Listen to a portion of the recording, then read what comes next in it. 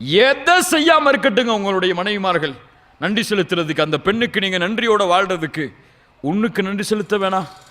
ரசூலுல்லாஹி ஸல்லல்லாஹு அலைஹி வஸல்லம் சொன்ன கடைசி வார்த்தை, அல்லாஹ் எனக்கு மற்ற மனைவிமார்கள் மூலமாக கொடுக்காத குழந்தை அல்லாஹ் அவர்கள் மூலமாக கொடுத்தான்.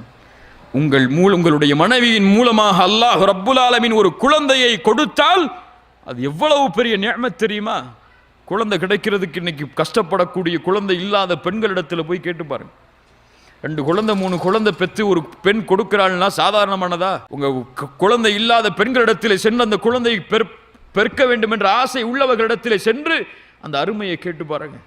அல்லாஹ் ரப்புல் ஆலமீன் உங்களுக்கு ஒரு மனைவியை கொடுத்து இந்த உலகம் அழியும் வரை வாழ்வதற்கு உங்கள் மூலமாக ஒரு வாரிசை அல்லாஹ் ஏற்படுத்தி கொடுத்தமைக்கு அல்லாஹ்விற்கு நன்றி செலுத்தியதற்கு பிறகு அந்த பெண்ணுக்கு நீங்க நன்றி செலுத்த வேணாம்?